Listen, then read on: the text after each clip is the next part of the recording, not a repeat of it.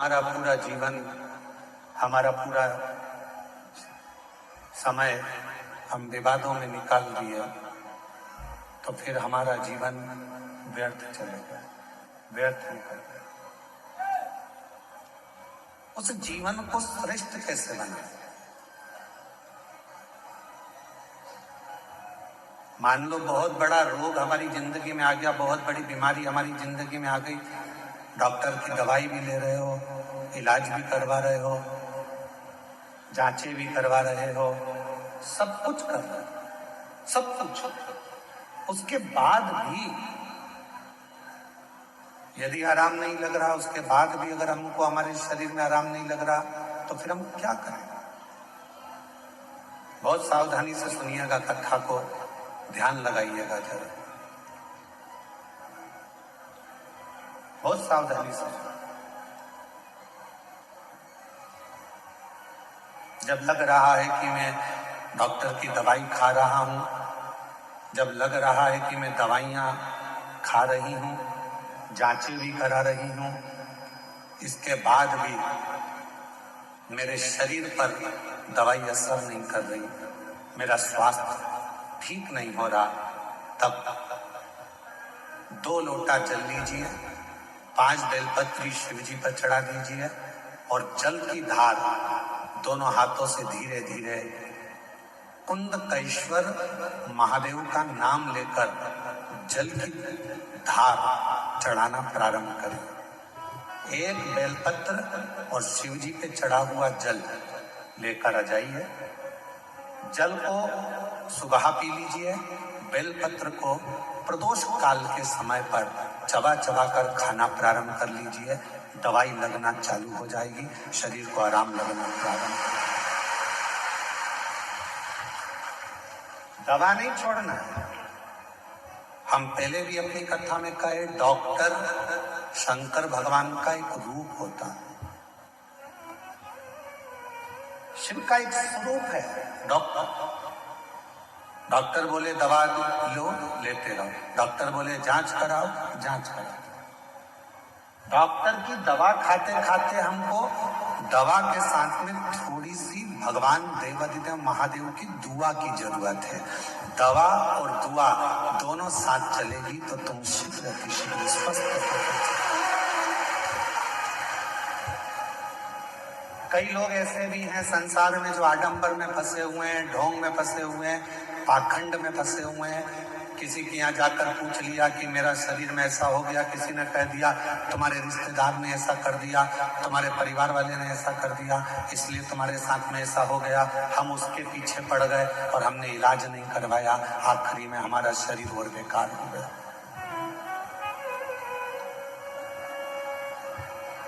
अपने गांव में, अपने नगर में, अपने क्षेत्र में, अपनी कॉलोनी में, अपनी सोसाइटी में, अपने शहर में जो चिकित्सा का केंद्र हो, जो प्राथमिक चिकित्सा केंद्र हो, वहां जाना चाहिए। मैं देवघर के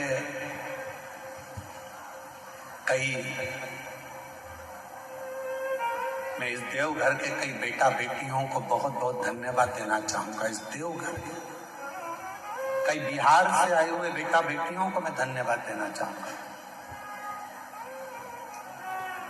अपना अपना यूट्यूब चैनल वो चलाते हैं, यूट्यूबर हैं, पर हमने अपनी जिंदगी में पहली बार देवघर के ऐसे यूट्यूबर देखे जिन्होंने कथा की एक एक बात अपने यूट्यूब पर डाली। भीड़ ज्यादा है, घर से कथा सुनना। देखो यहाँ बैठने की व्यवस्था इतनी है, सावधानी से जाना। रेलवे स्टेशन से कथा स्थल इतनी दूर है, बस स्टैंड जाओगे तो वहां से ये इतनी दूर है, वहां पर ऐसी व्यवस्था है, वहां वैसी व्यवस्था है। मैं एक एक बेटा बेटी को जिन्होंने अपने यूट्यूब चैनल पर, यूट्यूबरों ने जो अपने चैनलों पर डाला और लोगों को मार्ग बताया, आज तुम्हारा यूट्यूब चैनल धन्य हो गया, सार्थक। मैं यहाँ की पत्रकार बंधुओं को, यहाँ की सोशल मीडिया को, यहाँ की मीडिया को धन्यवाद दूंगा। उन्होंने एक एक कॉलम अपने अखबारों में छोटा छोटा अलग अलग कॉलम बनाया सोशल मीडिया ने अलग अलग कॉलम बनाया, कहाँ बैठने की व्यवस्था कैसी है, भोजन करने कैसे जाना है, महाराज जी ने क्या बताया, वृद्ध लोग नहीं जाएं, बीमार व्यक्ति कथा में ना जाए, छोटे बच्चे हैं तो उनको लेकर कथा में ना जाएं, अपने साथ अपनी दवाई गोली लेकर जाएं, 3 किलोमीटर पैदल चलना पड़ेगा। ये पत्रकार बंधुओं ने, ये मीडिया ने, ये सोशल मीडिया ने पूरे झारखंड को, बिहार को, पूरे बंगाल को ये बताया कि किस तरह से देवघर जाना है। किस तरह से देवघर के कई बेटा बेटी रात्रि को चाय बना बना के लोगों को पिला रहे हैं। देवघर के कई बेटा बेटी रात्रि को कंबल बांट रहे हैं। देवघर के कई बेटा बेटी रात्रि को किसी को डॉक्टर की जरूरत पड़ जाती है तो हाथ पकड़कर उसको हॉस्पिटल तक लेकर जा रहे हैं। ये देवघर है जहां मेरा शंकर बसता है। ये देवघर है जिसके बच्चे बच्चे में मेरा शंकर बसता है। ये देवघर है जहां की बेटी के हृदय में स्वयं शिव और शक्ति बसता है। ये इस देवघर को पहचानना बहुत कठिन है। देवघर को जो पहचान गया, देवघर को जो जान गया, उसने अपनी जिंदगी सार्थक कर ली। सार्थक।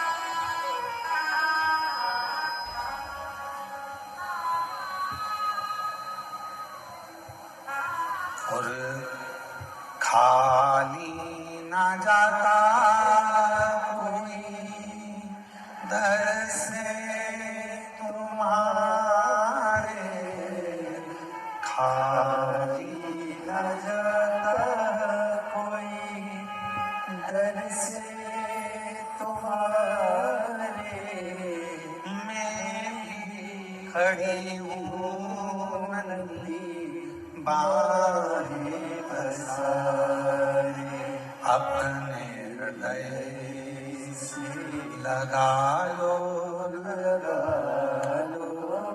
गिरा जा रहा हूँ, उठा लो, भोले अपने घर से अब नो नाटा लो, जा रहा हूँ, उठा लो। मेरे शिव किसी को खाली नहीं भेजे हैं जीवन में, सबका भंडार भरकर, सबको संपदा देकर। जरा विचार करिए, ये वो पवित्र धरा है जहां बेजू ग्वालियर में भगवान शंकर के शिवलिंग को माता पार्वती जी के, मां आद्य शक्ति माता सती के हृदय में ले जाकर रख दिया। लंका का राजा रावण देखकर थकित रह गया था, तो क्रोध में आकर लंका के राजा रावण ने उस शिवलिंग को अपने अंगूठे से जमीन में धंसाना प्रारंभ कर दिया।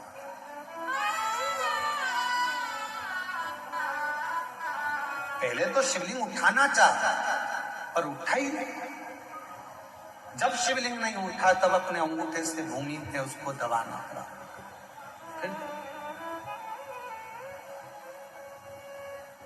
पर तेरी कृपा का क्या है भरोसा, कब किसी से हो जरा सी हम पर कर दो, जरा सी हम पर कर दो।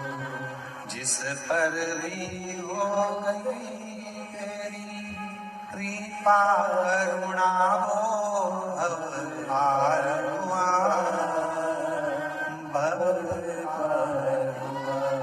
पापी हो चाहे जितना उसका भी बार पूरा हुआ, पूरा हुआ।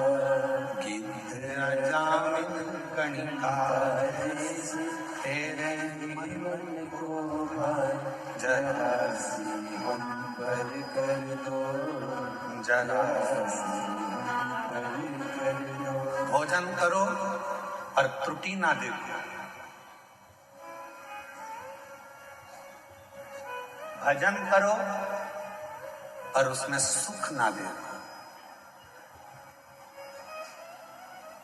तुम सोचो कि मैं कथा में जा रही हूँ और मुझे अच्छी जगह मिल जाएगी, मैं बैठ जाऊंगी कथा सुनने के लिए, मुझे अच्छी जगह मिल जाएगी, अच्छी जगह पे मैं जाके बैठ जाऊंगी। बिल्कुल दूसरी कथा में जाओगे तो जगह अच्छी मिल सकती है, पर शिव पुराण में तो शंकर भगवान के जैसे गण रहते हैं और शंकर भगवान का जैसे कैलाश रहता है वैसे ही तुम्हें जाना है और वैसे ही बैठना है और वैसे ही बाकी की कथा का हम नहीं कर सकते, क्योंकि बाकी की कथा में तो तुम्हारे लिए कुर्सी भी लगती है, गादी भी लगती है, चद्दर भी बिछती है, तुम्हारे लिए सारी व्यवस्था होती है, कूलर भी लगाए जाते हैं।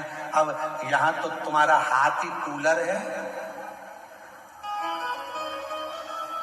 और तुम्हारा पूरा प्रांगण जहां तुम कथा को श्रवण करने, चाहे रोड पर बैठे हो, चाहे दुकान में बैठे हो, चाहे गाड़ी में बैठे हो, चाहे पंडाल में बैठे हो, चाहे तुम अपने घर में बैठे हो, जितनी देर तक शिव महापुराण की कथा तुम्हारे घर में चलती है, जितनी देर तुम्हारा मन शंकर की कथा में लगा रहता है, उतनी देर तक ये विचार करना कि तुम कैलाश पर बैठकर शिव पुराण की कथा को श्रवण करो। भजन में सुख मत देखना कि मुझे ये सुख मिलेगा, मैं कथा सुनने जाऊंगी, मैं वहां जाकर बैठ जाऊंगी। भजन कथा में आओ तो ज्यादा डेंटिंग पेंटिंग करके भी मत आओ। 3 किलोमीटर तक चलोगी, आधी तो पसीने में बह जाओ।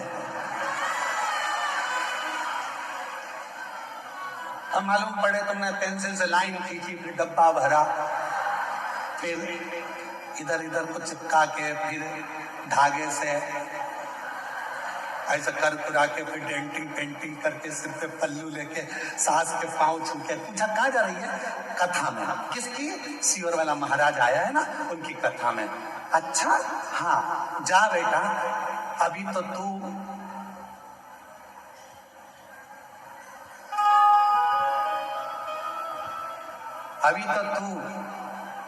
बहुत सुंदर बनकर जा रही है। जब वहां से आएगी ना, मम्मी, ओ मम्मी, मम्मी बोली हाँ बेटा, आ गई कथा में से? ऐसा लग रहा है जैसे युद्ध लड़के आई है, ऐसा लग रहा है जैसे तू युद्ध लड़के आई।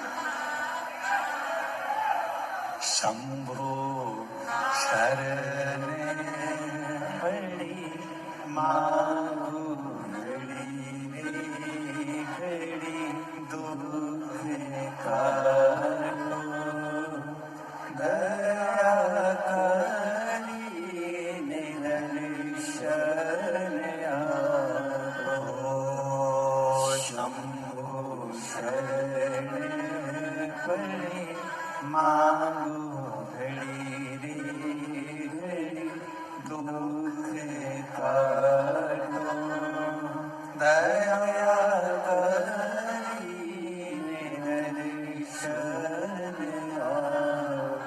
शिव कथा में आयो, सुख मत देखना।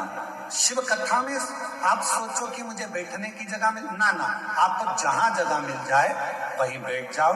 किसी को कष्ट मत दो, किसी को परेशान मत करो, तो समझना कि तुम्हारा कथा में जाना सार्थक हो गया। तुम कथा में अब मालूम पड़ा दर्शन के चक्कर में, देखने के चक्कर में, कथा के चक्कर में एक दूसरे को परेशान कर रहे हो, कष्ट दे रहे हो, और तुम सोचो कि भगवान की कृपा हो जाए।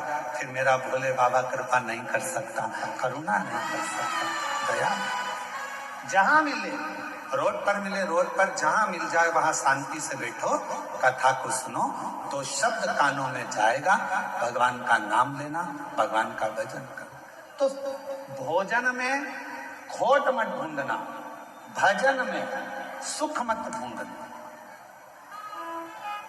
इसमें सुख मिलेगा, हमें बैठने की व्यवस्था अच्छी मिलेगी, धन अच्छा मिलेगा, ना ना। भजन करने बैठो तो ये विचार कर कर बैठना, जब भी बाबा वैद्यनाथ जी के दर्शन के लिए जाओ, देवघर की पवित्र भूमि पर आओ और बाबा के जब दर्शन करो तब बाबा से विनय करना, बाबा इतनी कृपा करना जैसे तेरे घर में गणेश जी हैं, तेरे घर में जगत जननी अम्बा है, तेरे घर में षडानंद कार्तिक है, तेरे घर में सारे भक्त हैं, तेरे घर में लक्ष्मी है, तेरे घर में नारायण है, तेरे घर में सारा सुख है। मेरे देवघर वाले बाबा, मेरे घर में तू आकर बैठ जाना, वो भी तेरा घर है और मेरे घर में भी सब संपदा भर देना।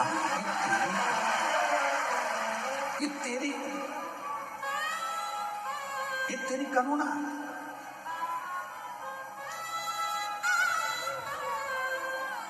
महाराज,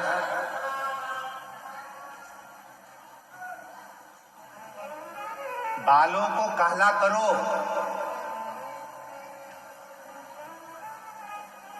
मना नहीं है। बालों को काला करो मना नहीं है, पर बालों के चक्कर में गालों को काला करो ये ठीक नहीं है।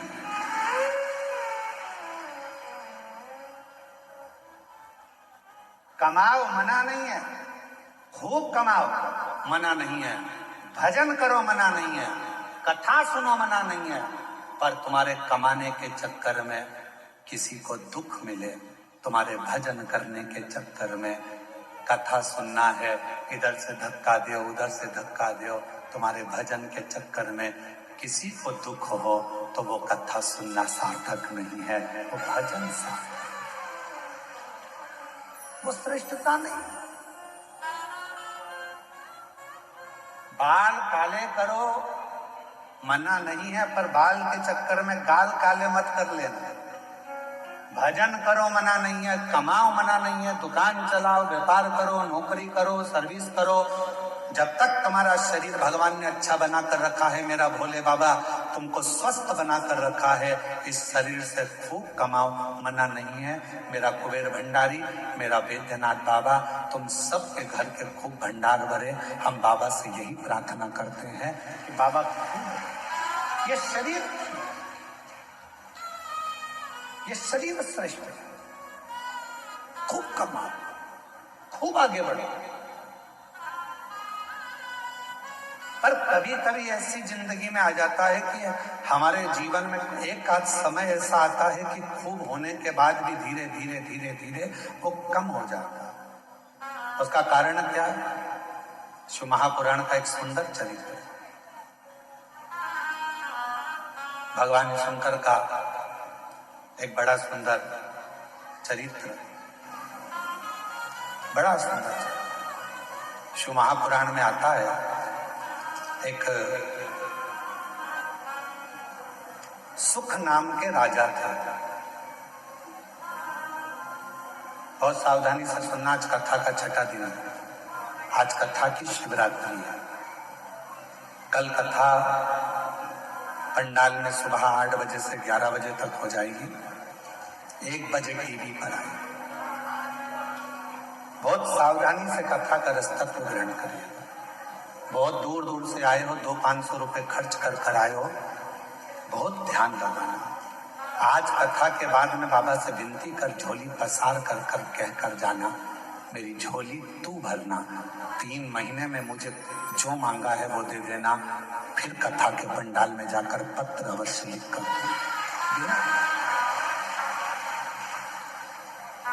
महाराज। एक सुख नाम के राजा थे, पांड्य देश में रहते थे। बहुत अच्छा वैभव था उनका, बहुत धन था उनके पास, कोई संपदा की कमी नहीं थी उनके पास, बहुत वैभव। धर्म पत्नी भी बहुत अच्छी थी, बच्चे थे वो भी अच्छे थे।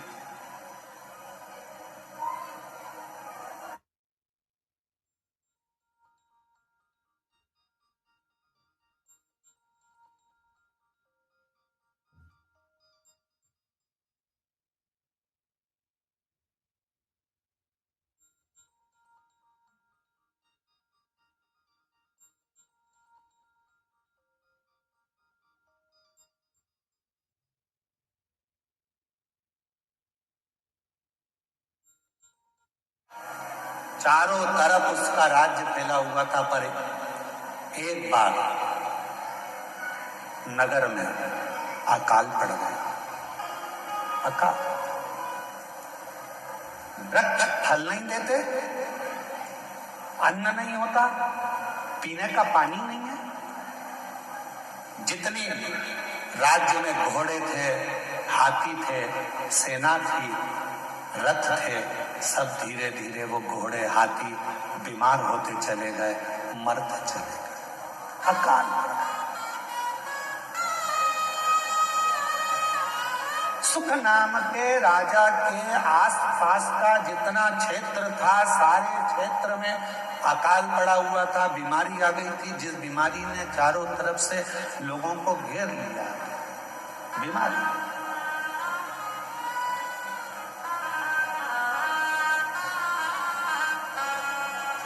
जब बीमारी आती है तो कुछ सिखा के जाती है। कोरोना बीमारी आई थी, पूरे देश को, पूरे राष्ट्र को, पूरे विश्व को हिलाकर रख दिया था। कपड़े की दुकान पर, शोरूम पर कपड़े भरे की भरे रह गए थे और एक छोटा सा मास्क जिसकी कोई कीमत नहीं थी, 5 रुपए का, वो लोगों के मुख पर आ गया था और करोड़ों रुपए का कपड़ा फैक्ट्री में बना बनाया रह गया। कोरोना बीमारी ने ये दिखाया, कोरोना बीमारी ने सिखाया कि किसी को हल्के में मत लेना, किसी को कमजोर मत समझना।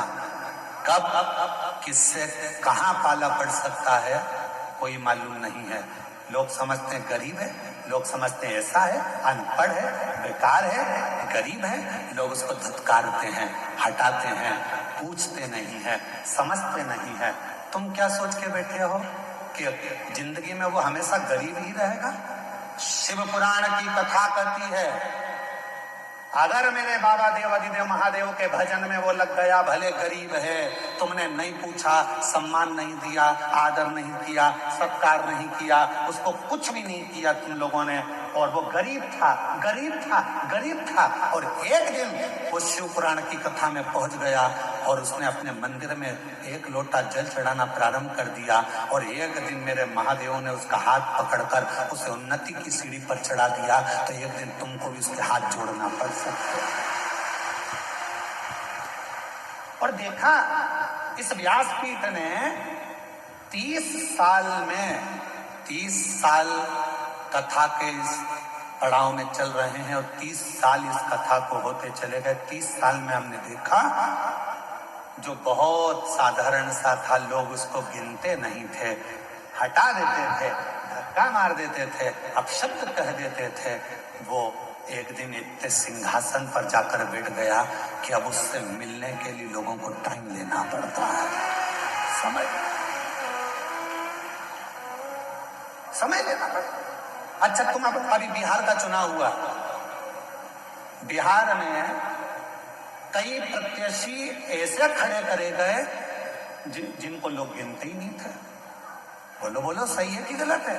जिनको लोग गिनते ही नहीं थे, और आज की तारीख में वो विधायक बनकर बैठ गए। तो सर, मैडम, सर, अब गिनना पड़ रहा। किसी को कमजोर मत समझना, सारी समस्या का हल,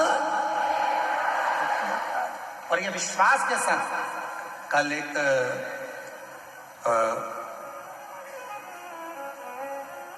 बिहार के ही एक क्षेत्र के कल एक एसडीएम और एक कोई कलेक्टर महोदय दोनों आए थे।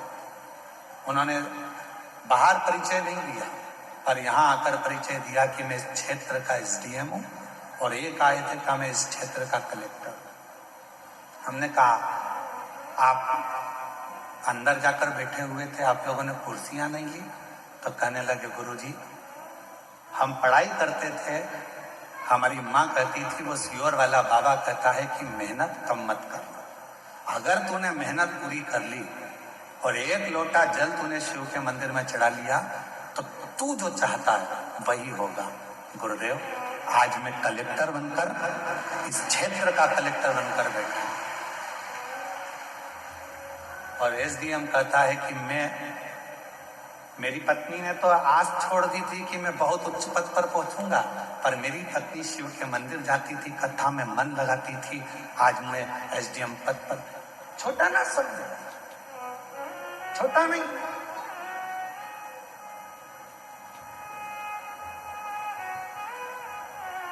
साधारण ना समझे। तेरी कृपा का भरोसा कब किस पर हो जाए, जरा हम पर कर दो, जरा हम पर कर दो। छोटा ना समझे, कौन छोटा कब बढ़ जाएगा कोई भरोसा। कोई बहुत दादा बनता है, पहलवान बनता है, बहुत सूरमा बनता है, एक दिन शरीर में ना जाने कौन सा रोग लग जाएगा, पलंग पर पड़ा रह जाएगा। इसलिए न तन का अहंकार करो, ना धन का अहंकार करो। यदि अहंकार करना ही है तो अपने देव अधिदेव महादेव की भक्ति का अहंकार करो, भक्ति का। बड़े बड़े सूरमा भी सैया पर लेट जाते हैं,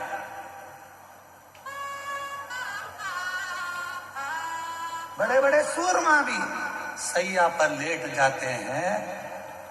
और एक दिन ऐसा आता है कि करोड़पति भी हाथ खाली उस परमात्मा के दरवाजे तक चला जाता है, हाथ खाली, कुछ नहीं।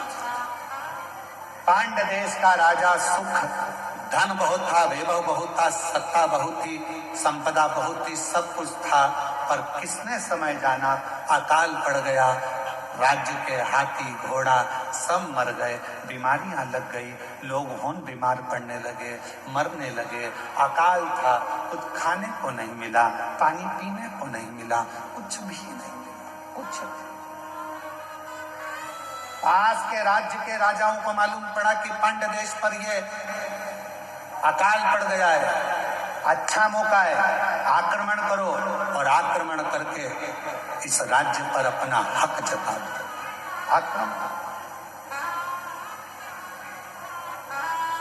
आक्रमण करो और इस पूरे राज्य पर अपना हक कर लो, पूरे राज्य।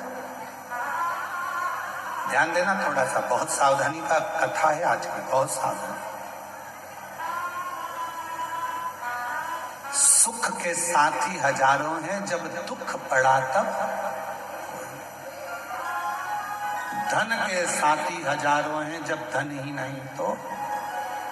श्री राम के संग हजारों सखा वनवास हुआ तब, माता सीता के संग हजारों सखी हरण हुआ तब। बावारी दुनिया मतलब की दुनिया में किसी का किसका कौन, किसी का कौन। महाराज राजा सुख केवल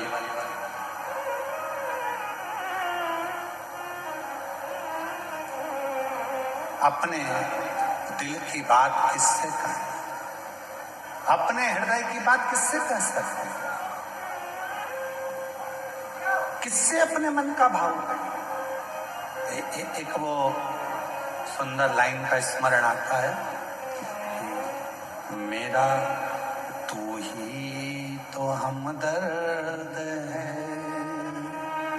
जिसे हर दर्द कहता हूं।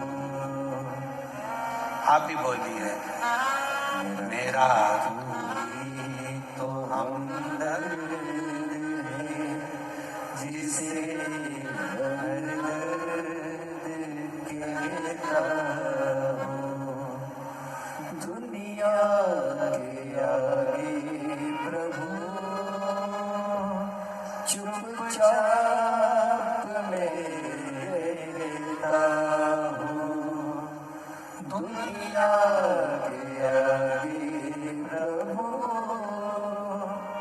चुपचाप में रहता हूँ।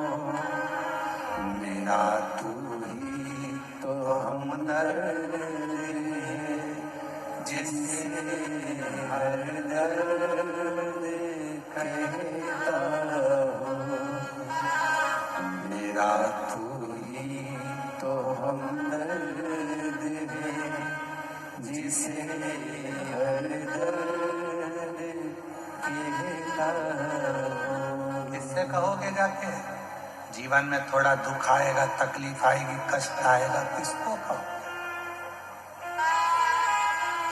कहोगे? पड़ोसी से कहोगे तो लोग कहेंगे पहले तो खोजी फिरती थी, अब जगत में रोती फिरती है। रिश्तेदारों से कहोगे तो लोग कह देंगे पहले तो जगत में घूमती फिरती थी, अब रोती फिरती है। किससे कहेंगे? मेरा तू ही तो हमदर्द जिसे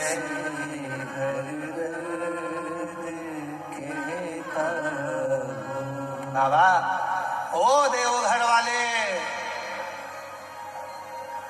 ओ काशी वाले, ओ केदारवासी, ओ सीहोर वाले, मेरे दुख को कौन सुनेगा? मेरे महाकाल बाबा, तुझे ही तो पुकारा है। मेरा तू ही तो हमदर्द जिससे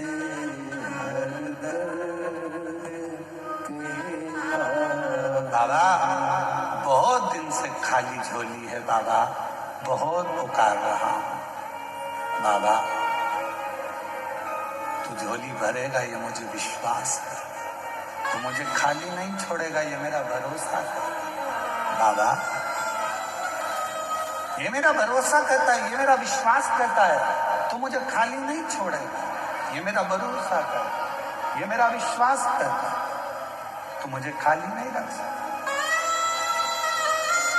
और शंभु शरण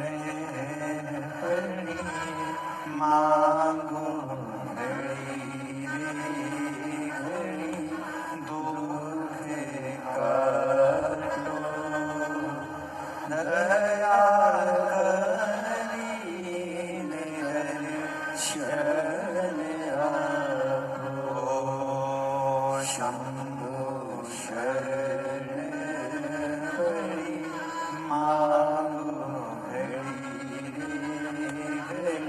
हमारे बीच में डॉक्टर साहब दुबे जी सांसद महोदय पधारे हैं।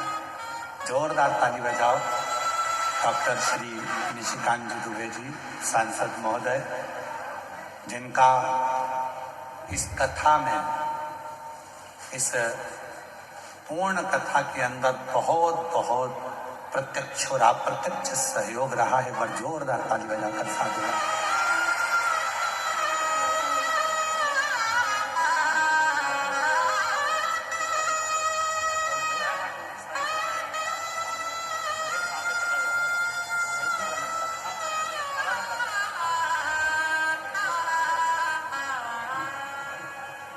मेरा तू ही तो हमदर्द है जिसे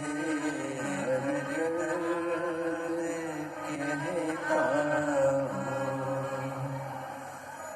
दुनिया के आगे प्रभु चुपचाप रहता हूँ, दुनिया के आगे प्रभु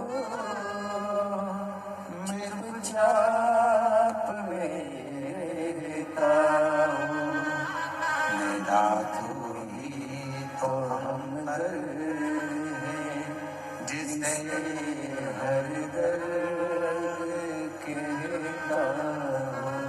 कथा कह रही है, बाबा का सुंदर कथा वर्णन कर रही है। सुख नाम का राजा, संपदा बहुत थी पर अकाल पड़ गया और उस अकाल में सब कुछ चले गया, सब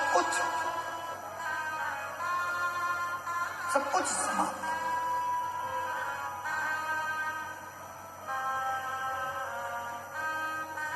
अब राजा के ऊपर आसपास के राज्य के राजाओं ने आक्रमण कर दिया। राजा के ऊपर आसपास के राज्य के आक्रमण हुआ और आक्रमण हुआ, पूरा वैभव राजा का चले गया। राजा अपनी पत्नी और बच्चों के साथ और थोड़ी सी सेना को लेकर, 20-25 सेना को लेकर राजा जंगल में चले गया। कहीं ये दूसरे राजा मुझे मार ना डाले, ये दूसरे राजा मुझे समाप्त ना कर दे। चले गया दूसरे वन के अंदर गया। राजा देखा कुछ खाने पीने को मिलता नहीं, प्राप्त नहीं। बहुत रो रहा था।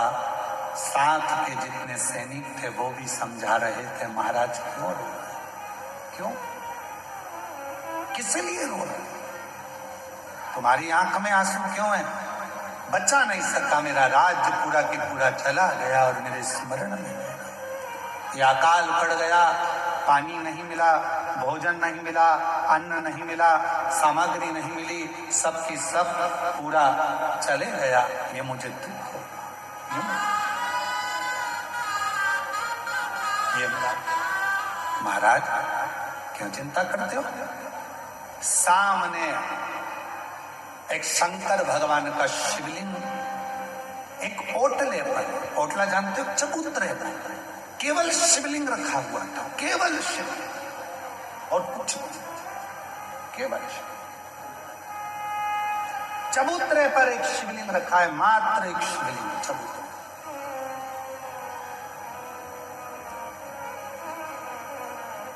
सुख राजा क्या देखता है कि वहां से एक कोई पथिक जल चढ़ाकर जल लेकर आ रहा था।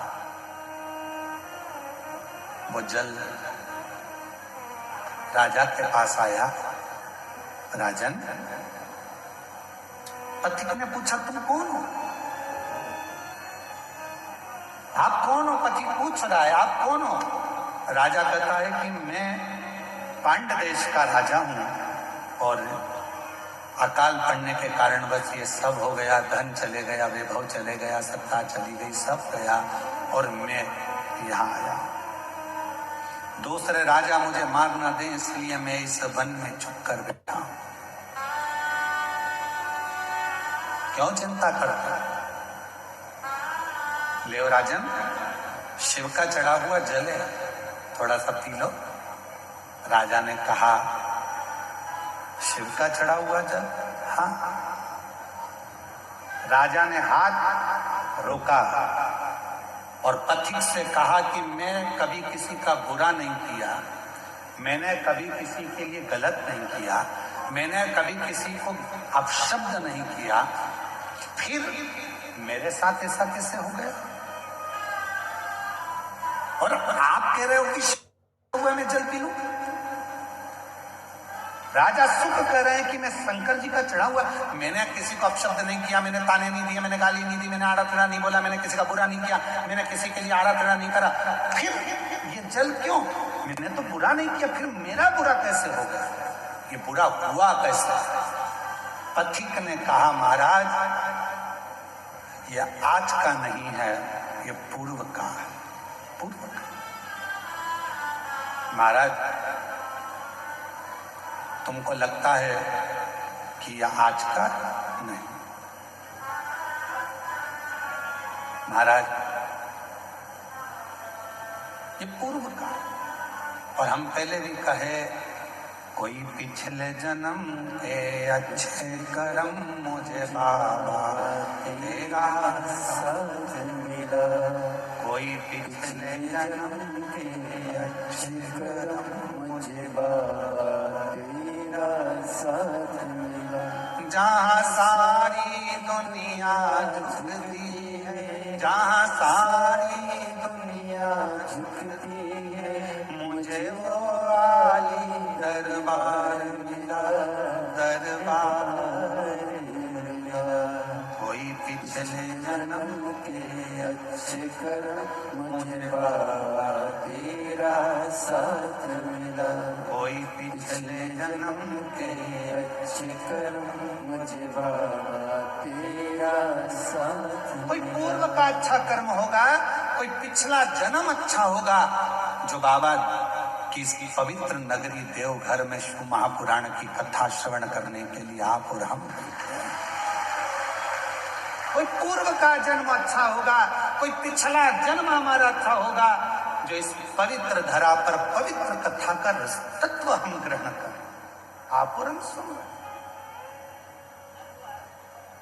महाराज राजा सुख आपके पूर्व का जन्म का भान होगा।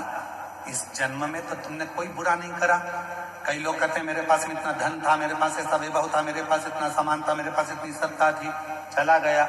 जैसे एक पत्र आया था, बीच में एक पत्र अपन ने पढ़ा था, यही कोई सा गांव का था, तो वहां उस पत्र में अपन ने पढ़ा था कि वो उसके शोरूम में आग लग गया, पूरा इलेक्ट्रॉनिक सामान 1 करोड़ रुपए का, 1.5 करोड़ रुपए का जल गया।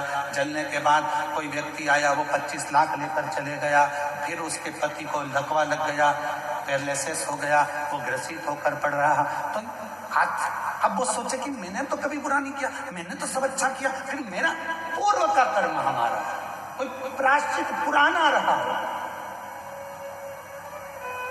जल चढ़ाना मत छोड़ना, शिव को 1 लोटा जल चढ़ाना मत छोड़ना। कितना भी दुख आ जाए, कितनी भी तकलीफ आ जाए, कितना भी कष्ट आ जाए, कितनी भी परेशानी आ जाए, अगर तुम्हारी कितनी भी परेशानी हो, कितना भी कष्ट हो, कितनी भी बीमारी हो, कितना भी दुख हो, कितनी भी तकलीफ हो, तुमने अगर 1 लोटा जल चढ़ाना नहीं छोड़ा तो निश्चित है तुम्हारे पिछले जन्म का जो कर्म है वो धीरे धीरे कट जाएगा और तुम्हारी जिंदगी फिर अच्छी है। कटेगा, वो कर्म कटेगा। फिर कोई पूर्व का कर्म, कोई पिछले जन्म का अच्छा कर्म।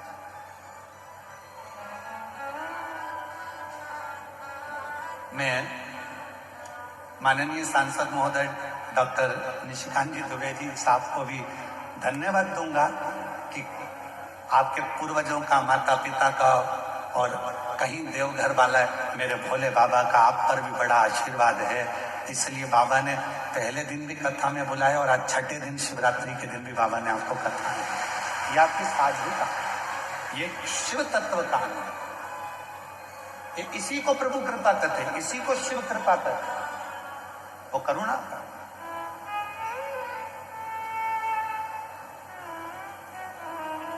सुख तुम्हारे पूर्व जन्म का कोई भान होगा, पूर्व जन्म का, पूर्व जन्म।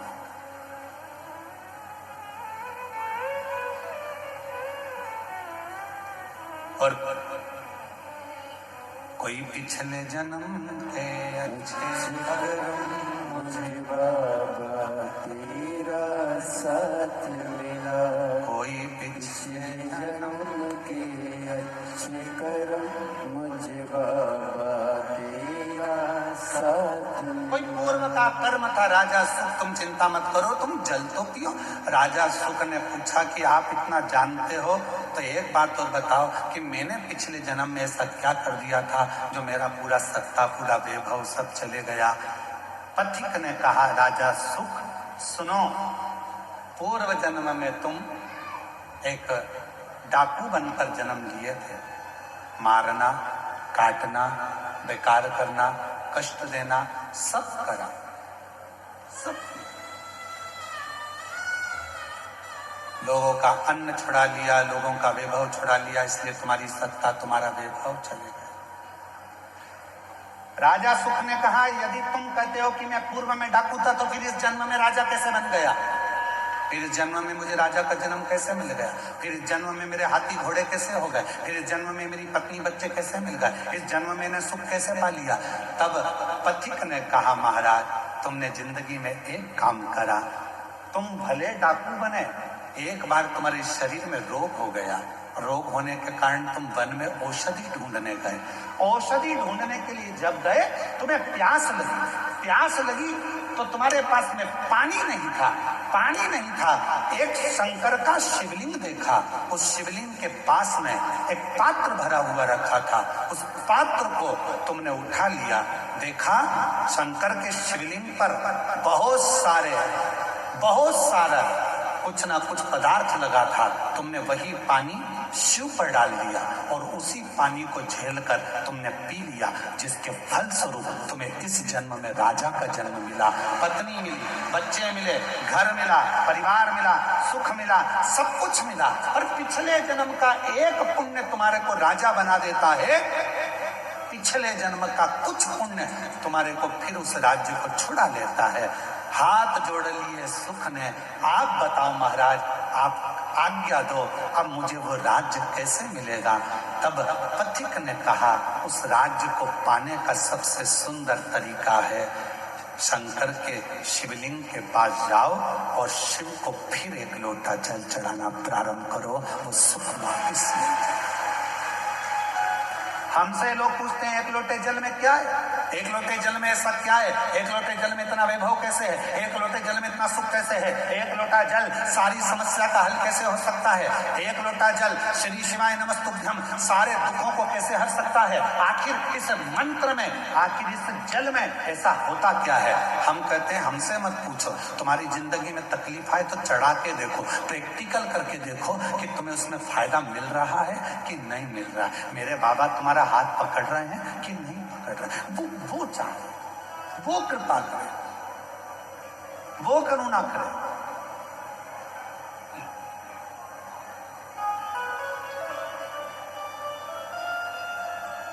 जीवन का जो सुख है ऐसे नहीं मिला है। कई लोग कहते हैं हम तो भगवान के मंदिर जाते हैं, हम भगवान का भजन करते हैं, हम भगवान का स्मरण करते हैं, उसके बाद में मेरे शरीर में इतना बड़ा रोग हो गया, इसके बाद में मुझे तकलीफ आ गई, इसके बाद में मुझे दुख आ गया, इसके बाद में मुझे कष्ट आ गया। रोना नहीं, दुख मत होना, एक लोटा जल चढ़ाते रहना। हमारे पूर्व का कोई कर्म होगा उसको काटना है हमें, हो सकता है और तकलीफ आए उसको हमें काटना है, उसे कष्ट को हमें मिटाना। शिव का नाम लेकर भगवान का भजन कर, स्मरण कर, और ये भजन के बल पर ही जीता जा सकता है मालूम। यदि आप लोगों में से कोई काशी गया होगा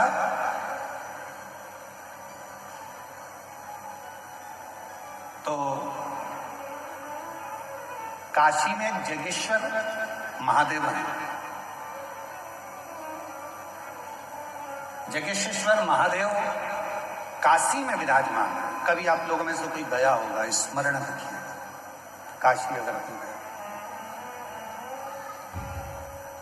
एक होता है शमी का पौधा, एक होता है मंदार का पौधा। मंदार जानते हो सब लोग, बोलो तो जम के।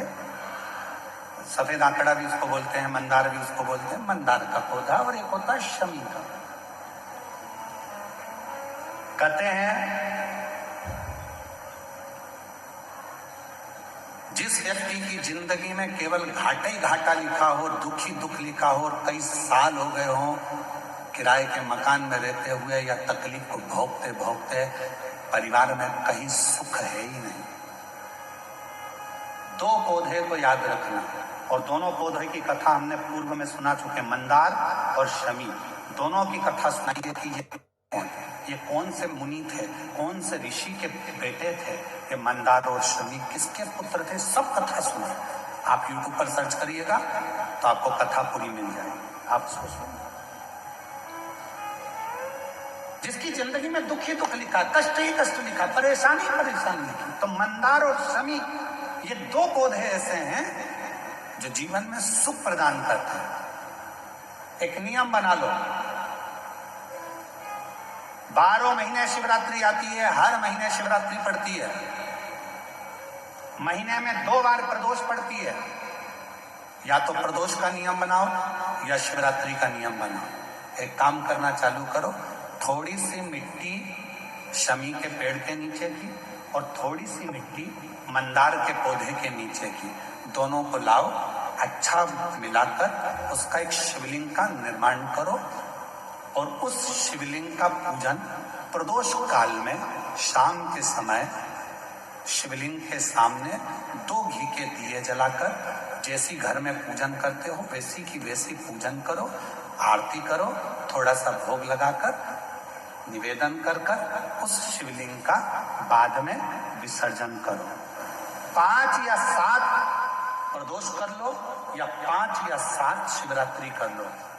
आपको किसी के आगे हाथ नहीं फैलाना पड़ेगा। मेरा देव अधिदेव महादेव स्वयं भंडार भरना प्रारंभ कर देगा, स्वयं शिव भंडार भरेगा। मंदार और शमी के वृक्ष के नीचे का वो फल होता है जो सुख देगा, जो सुख देगा।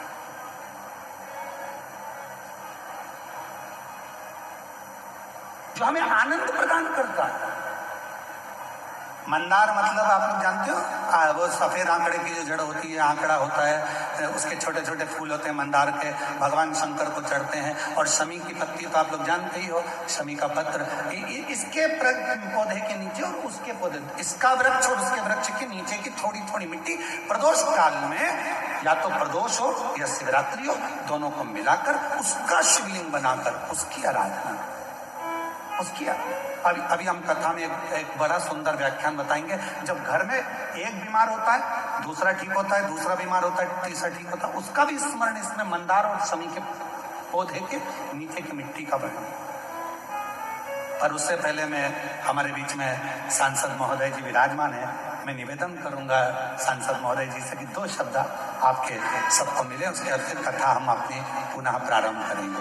बड़े प्रेम से जोरदार ताली बजाकर डॉक्टर निशिकांत जी दुबे जी, सांसद महोदय जी को, जिनका बहुत सुंदर सहयोग इस कथा में आनंद के साथ प्रत्यक्ष रूप से प्राप्त हुआ है, एक बार जोरदार ताली बजाकर उनके लिए साधुता के साथ में 2 शब्द उनके सुनकर फिर पुनः कथा को आगे बढ़ाएंगे। आदरणीय गुरु पंडित प्रदीप मिश्रा जी के चरणों में नमन। देवघर का सौभाग्य है, हमारा सौभाग्य है कि आप कथा करने के लिए आए।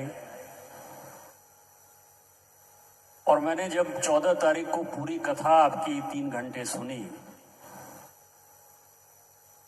तो मुझे लगा कि कलयुग में आप ही जैसे लोग हैं जिनके कारण कि ये सनातन बचा हुआ है, हिंदुत्व बचा हुआ है, हिंदू बचाओ।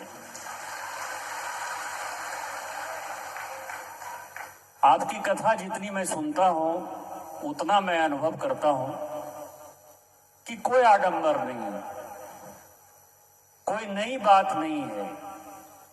सभी ज्ञान की बातें जो लोग भूल गए, पूजा पाठ की पद्धति, संस्कृति और संस्कार जो लोग भूल गए, उन सबों को आप लोगों के सामने रखते हैं।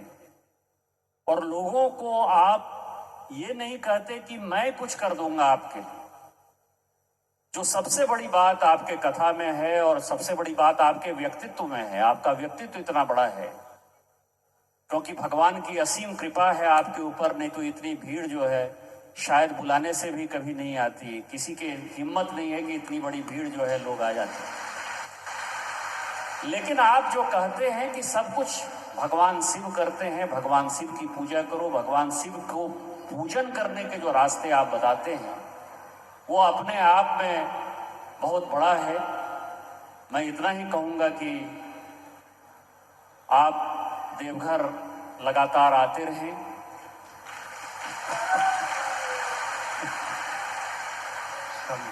हमारे जैसे लोगों को अच्छा लगेगा। इस इलाके में आपकी बहुत आवश्यकता है और जिस तरह से लोग इस इलाके में सनातन के प्रति विमुख हो रहे हैं, क्योंकि पॉपुलेशन जिस तरह से हमारा आदिवासी समाज का, एक दिन आपने कार्यक्रम किया आदिवासी समाज का, 45% आदिवासी हुआ करते थे 1951 में, आज वो 26-27% हो गए हैं।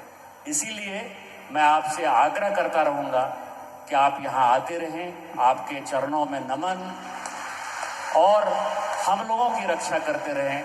भगवान शिव आपको शक्ति और सामर्थ्य दें जिसमें कि इस तरह की कथा पूरे देश भर में जारी रहे। इन्हीं शब्दों के साथ जय हिंद, जय भारत। धन्यवाद माननीय सांसद महोदय जी।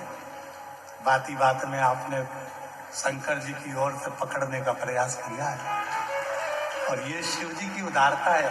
बहुत बहुत साधुवाद, बहुत बहुत साधुवाद।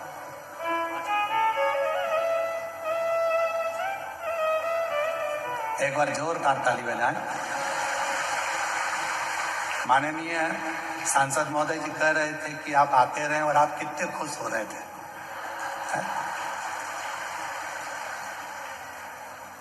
ऐसा लग रहा था कि सांसद जी नहीं बोल रहे हैं, आपके दिल की बात सांसद जी मंच पर खड़े हो गए। बोल बम का नारा है, हर हर महा। राजा सुख की कथा चल रही है।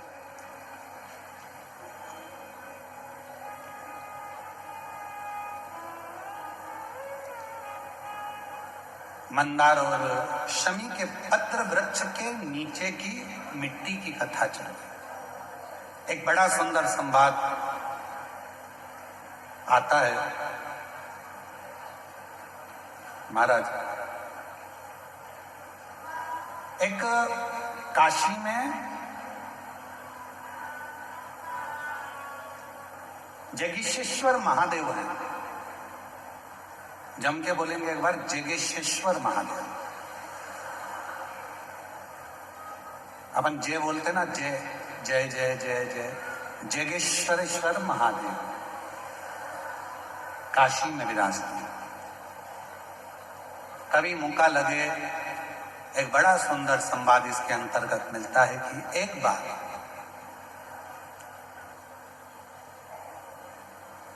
एक जगेश्वर मुनि हुए।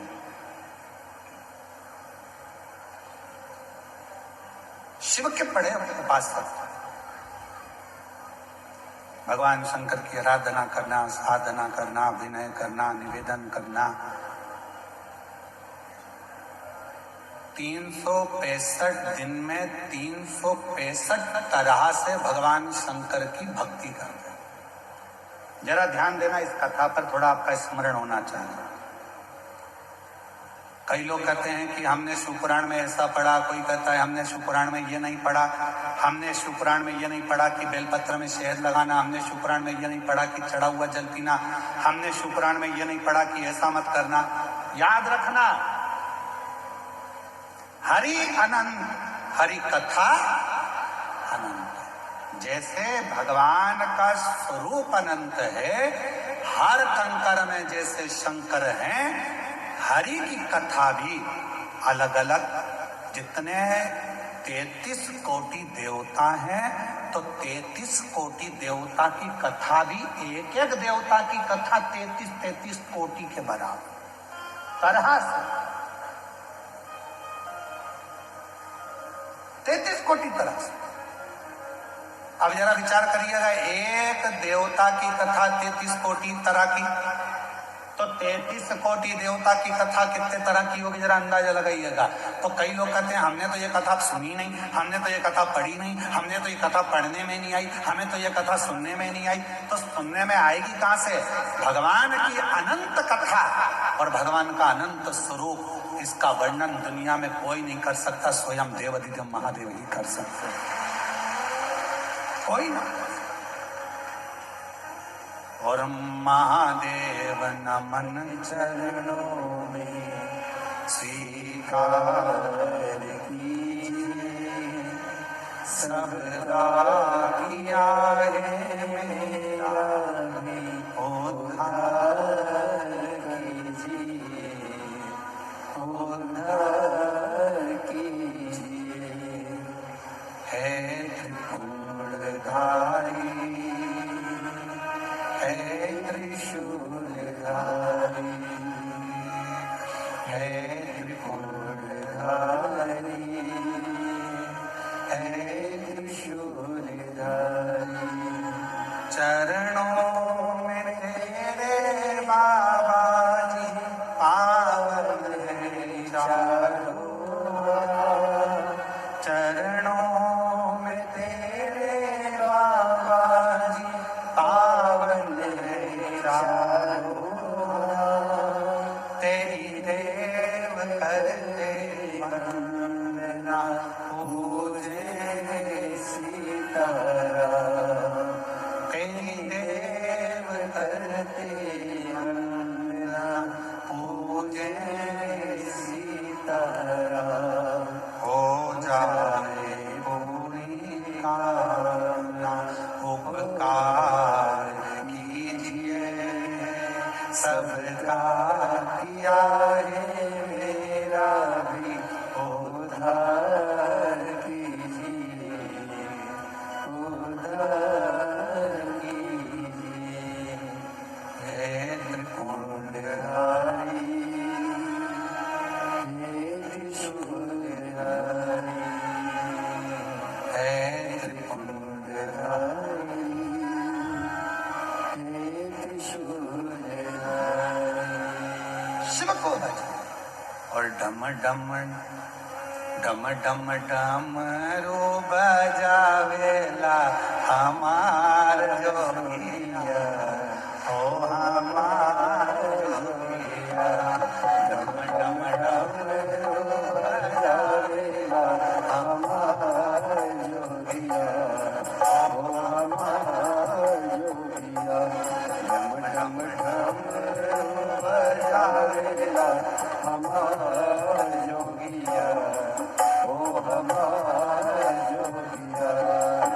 डम डम डमरू बजावेला हमार जोगिया, ओ हमार जोगिया।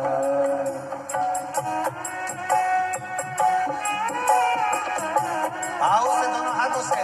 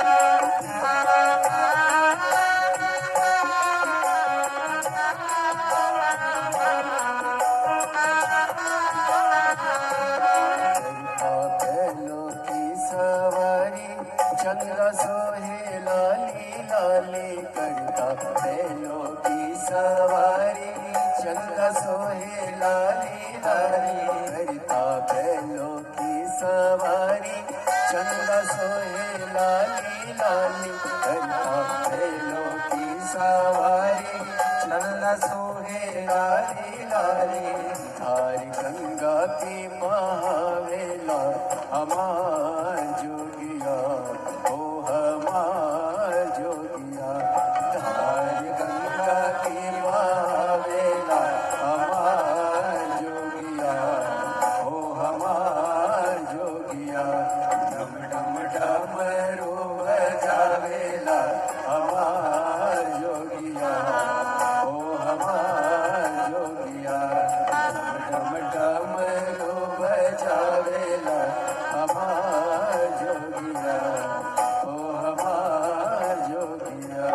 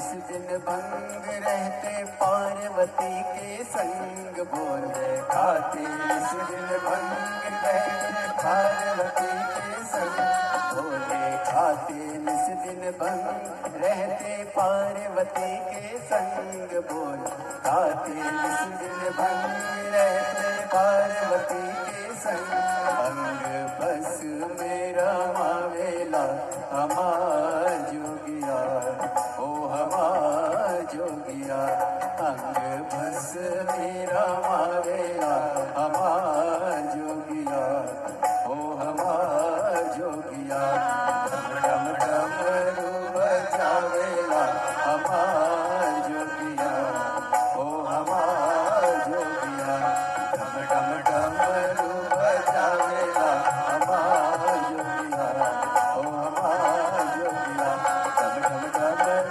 बजावेला हमार जोगिया ओ हमार जोगिया डम डम डम बजावेला हमार जोगिया ओ हमार जोगिया डम डम डम बजावेला हमार जोगिया ओ हमार जोगिया डम डम डम बजावेला हमार जोगिया ओ हमार जोगिया डम डम डम बजावेला हमार जोगिया ओ हमार जोगिया डम डम डम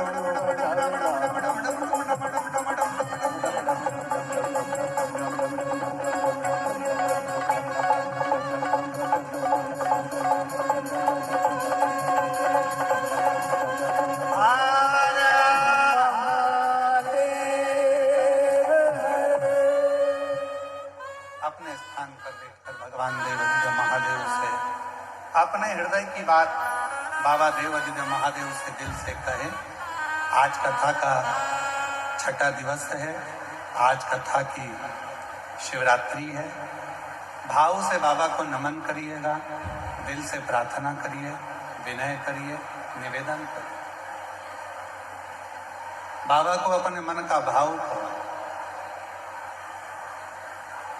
दिल से प्रार्थना करो, विनय करो, निवेदन करो।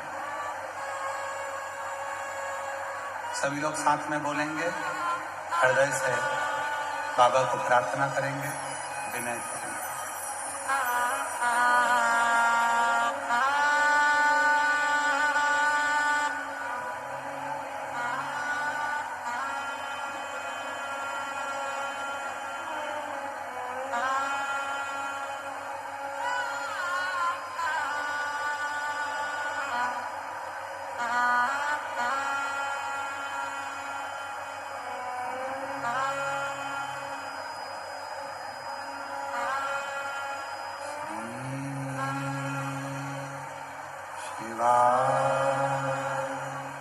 नमस्तु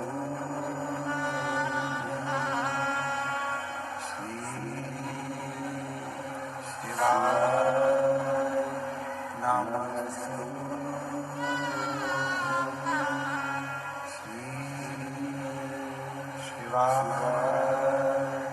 नमस्तु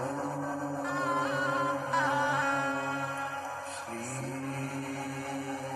शिवाय नमस्तु श्री शिवाय नमस्तु भोला सब दुख काटो ओ सब दुख काटो शिव शंकर जपो तेरी माला भोले बाबा जपो तेरी माला भोला सब दुख काटो ओ भोला सब दुख काटो देश है मंगल मंगलकारी देश है मंगल मंगलकारी शमशान वासिया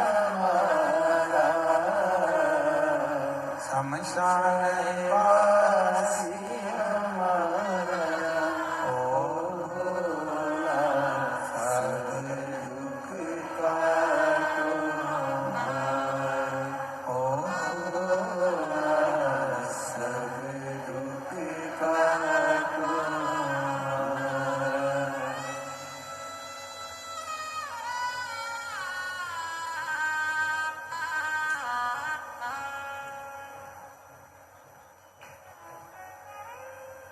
बाबा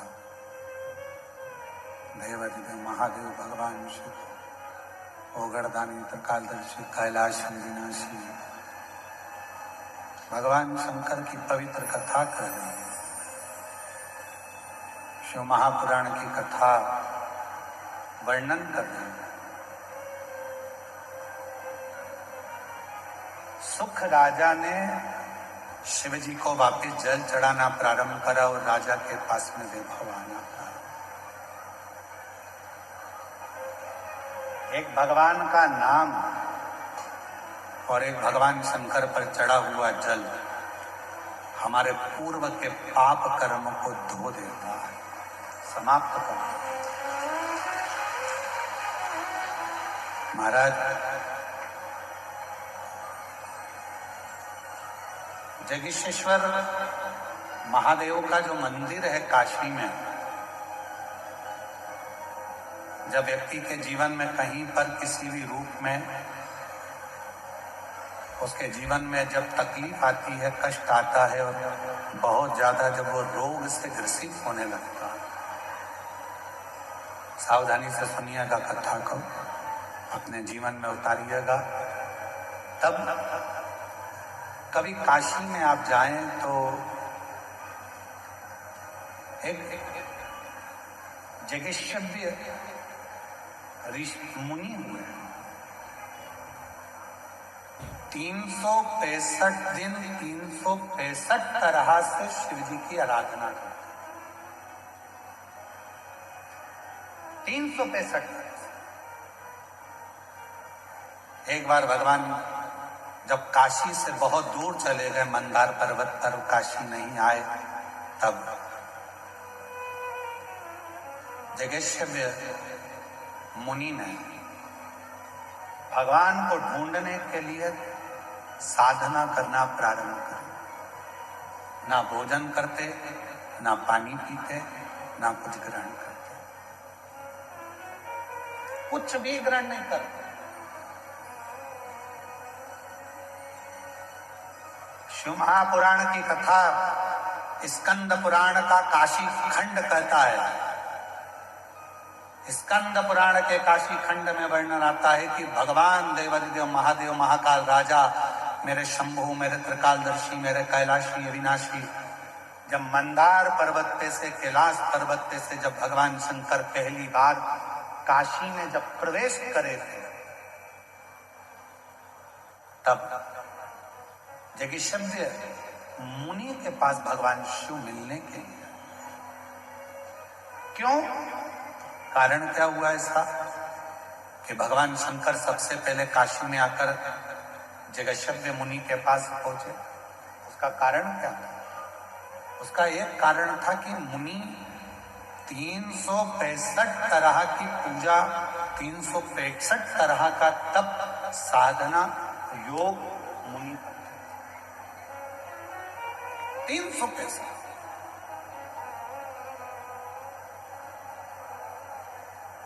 जिस दिन मुनि एक तरह की पूजन को भूल जाते हैं, मान लो मुनि ने एक तरह का कोई पूजन किया, एक तरह का कोई अनुष्ठान किया और वो भूल जाते थे, तब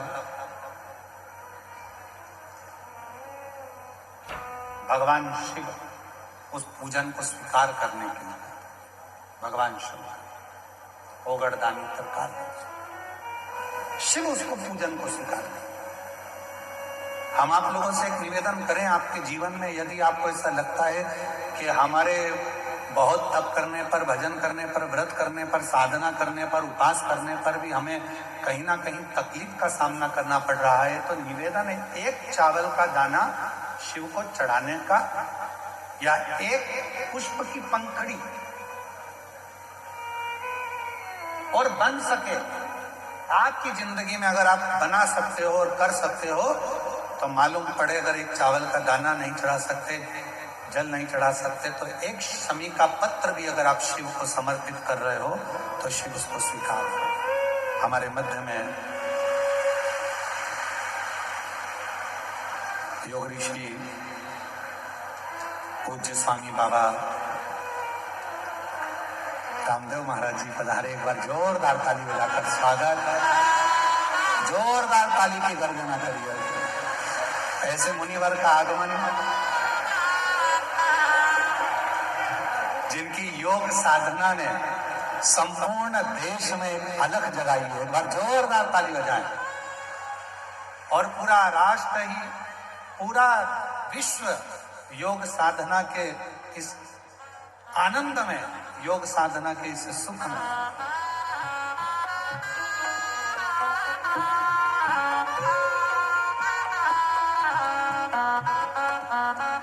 जय राधे। बड़ा ही सुंदर ये क्षण है। हमारे बीच में दो महान विभूतियां आज जिनका सुंदर मिलन हो रहा है देवघर के इस पावन धरा पर, योग ऋषि स्वामी श्री रामदेव जी महाराज जी हमारे बीच में पधारे हैं, जिन्होंने